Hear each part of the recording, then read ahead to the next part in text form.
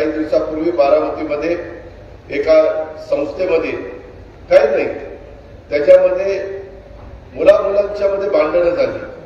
गेटच्या आतमध्ये जाऊन पाहिलं असता त्यामध्ये तू माझ्याकडे एकमेकांकडे का पाहिलं, तू माझ्याकडे का पाहिलं, हा म्हणला तू माझ्याकडे का पाहिलं, आणि त्या एकमेकांच्या पाहण्यावरून भांडणं चालू होतं.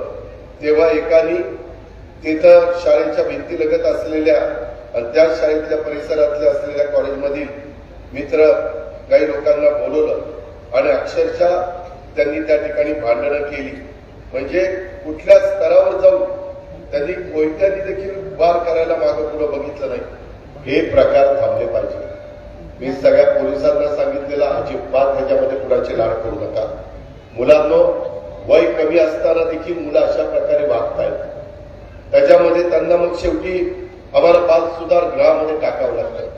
आई वडिलांनी तुम्हाला एवढ्या सुंदर जगामध्ये जन्माला दिलंय, ते काही भांडणं करण्याच्या करता, एकमेकाच्या बद्दल आकसाने बघण्याकरता, एकमेकाच्या बद्दल शत्रूच्या भावनेने वागण्याच्या करता दिलं नाही. त्याकरताच आम्ही इंदापूर बारामती तालुक्यामध्ये शक्ती अभियान सुरू केलेलं आहे. आतापर्यंत आमच्या पोलीस खात्याने 119 शाळांना भेटी दिलेल्या आहेत.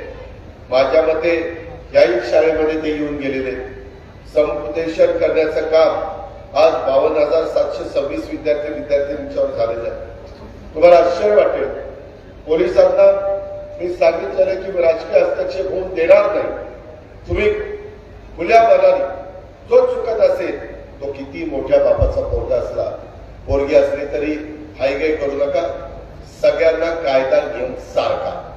आणि त्याच्यातून आज आपल्या पोलिसांनी अल्पवयीन मुलांच्या कडच्या 142 मोटरसायकल जप्त केल्या, 68 कॅफेवर कारवाई केली. अलीकडे कॅफेचा एक नवीन पायंडा पडलेला आहे.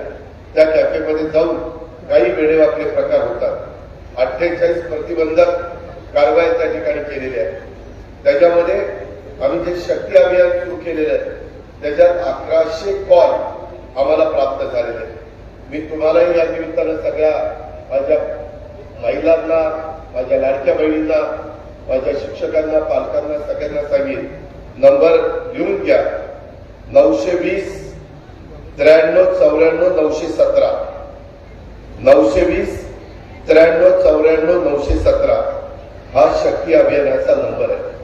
इथं तुम्ही नंबर केला की आमचे पोलीस त्याची नोंद घेतील आणि तुम्हाला जी काही मदत पाहिजे ती मदत करतील. कुणी गंमत म्हणून फोन करू नका.